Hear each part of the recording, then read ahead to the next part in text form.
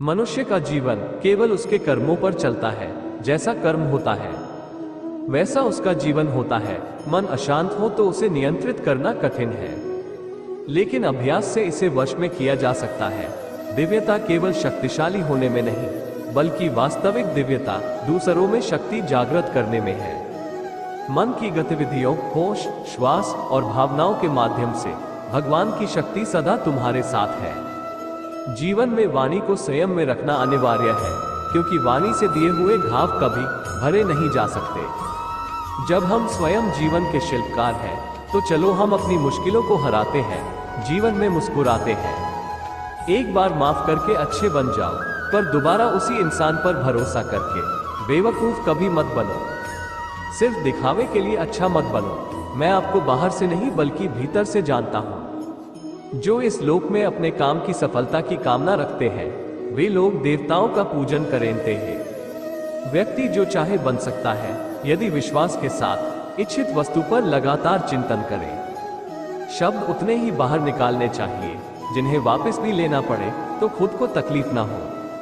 परायों को अपना बनाना उतना मुश्किल नहीं जितना अपनों को अपना बनाए रखने में होता है। इंसान की सोच ही उसकी सबसे बड़ी पहचान है, वरना दुनिया में एक नाम के अनेक इंसान हैं।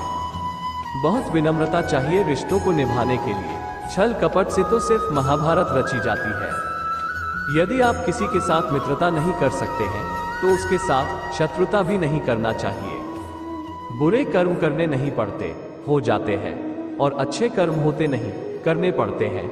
जो अपने मन पर नियंत्रण नहीं रखता, वो स्वयं का धीरे धीरे शत्रु बनता जाता है। बुद्धिमान व्यक्ति को समाज कल्याण के लिए बिना आसक्ति के काम करना चाहिए। स्वार्थ संसार का एक ऐसा कुआं है जिसमें गिरकर निकल पाना बड़ा कठिन होता है। सेहत के लिए योग और किसी की जरूरत पर सहयोग, दोनों से ही जीवन बदलता है। दुष्ट लोग अगर समझाने मात्र से समझ जाते तो यकीन मानो महाभारत कभी ना होता। मनुष्य अपने विश्वास से निर्मित होता है। जैसा वो विश्वास करता है वैसा वो बन जाता है। मान अपमान, लाभ हानि, खुश हो जाना या दुखी हो जाना, ये सब मन की शरारत है जिसे तुम अपना समझकर मग्न हो रहे हो। बस यही प्रसन्नता तुम्हारे दुखों का कारण है। उस इंसान का मंजिल से भटक जाना तय है जिसकी संगत में नकारात्मक लोग रहते हैं। प्रेम सदैव माफी मांगना पसंद करता है और अहंकार सदैव माफी सुनना पसंद करता है। हद से ज्यादा सीधा साधा होना भी ठीक नहीं है, क्योंकि जंगल में सबसे पहले सीधे पेड़ों को ही काटा जाता है। श्रेष्ठता का क्या अर्थ है? श्रेष्ठता का अर्थ है दूसरों से अधिक ज्ञान प्राप्त करना। अर्थात मूल्य इस बात का नहीं कि स्वयं कितना ज्ञान प्राप्त किया, मूल्य इस बात का है कि प्राप्त किया हुआ ज्ञान अन्य लोगों से कितना अधिक है। अर्थात श्रेष्ठता की इच्छा ज्ञान प्राप्ति को भी एक स्पर्धा बना देती है, और स्पर्धा में विजय अंतिम कब होती है? कुछ समय के लिए तो श्रेष्ठ बना जा सकता है, किंतु सदा के लिए कोई श्रेष्ठ नहीं रह पाता।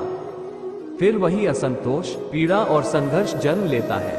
किंतु श्रेष्ठ बनने से बदले यदि उत्तम बनने का प्रयत्न करें तो क्या होगा? उत्तम का अर्थ है कि जितना प्राप्त करने योग्य है वो सब प्राप्त करना, किसी से अधिक पाने की इच्छा से नहीं। मात्र आत्मा की तृप्ति हेतु कुछ प्राप्त करना। उत्तम के मार्ग पर किसी अन्य से स्पर्धा नहीं होती, स्वयं अपने आप से स्पर्धा होती है। अर्थात उत्तम बनने का प्रयत्न करने वाले को देर अबेर सारा ज्ञान प्राप्त हो जाता है। बिना प्रयत्न के ही वो श्रेष्ठ बन जाता है। किंतु जो श्रेष्ठ बनाने का प्रयत्न करता है, वो श्रेष्ठ बने या नहीं बने, उत्तम कभी नहीं बन पाता। सबके जबान में ऐसा प्रसंग अवश्य आता है कि सत्य कहने का निश्चय होता है हृदय में, किंतु मुख से सत्य निकल नहीं पाता। कोई भय मन को घेर लेता है। कोई घटना अथवा प्रसंग के बारे में बात करना, या फिर स्वयं से कोई भूल हो जाए उसके बारे में बोलना, क्या ये सत्य है? नहीं, ये तो केवल एक तथ्य है। अर्थात जैसा हुआ था वैसा केवल बोल देना सामान्य सी बात है। किंतु कभी कभी उस तथ्य को बोलते हुए भी भय लगता है। कदाचित किसी दूसरे की भावनाओं का विचार आता है। मन में दूसरे को दुख होगा, ये भय भी रोकता है। तो ये सत्य क्या है? क्या हमने कभी विचार किया है? जब भय रहते हुए भी कोई तथ्य बोलता है तो वो सत्य कहलाता है। वास्तव में सत्य कुछ और नहीं, निर्भयता का दूसरा नाम है। और निर्भय होने का कोई समय नहीं होता, क्योंकि निर्भयता आत्मा का स्वभाव है। अर्थात प्रत्येक क्षण क्या सत्य बोलने का क्षण नहीं होता। स्वयं विचार कीजिए, दो व्यक्ति जब निकट आते हैं तो एक दूसरे के लिए सीमाएं और मर्यादाएं निर्मित करने का प्रयत्न अवश्य करते हैं। हम यदि सारे संबंधों पर विचार करेंगे तो देखेंगे कि इन सारे संबंधों का आधार यही सीमाएं हैं जो हम दूसरों के लिए निर्मित करते हैं। और यदि अनजाने में भी कोई इन सीमाओं को तोड़ता है तो उसी क्षण हमारा हृदय क्रोध से भर जाता है। इन सीमाओं का वास्तविक रूप क्या है, क्या हमने कभी विचार किया है?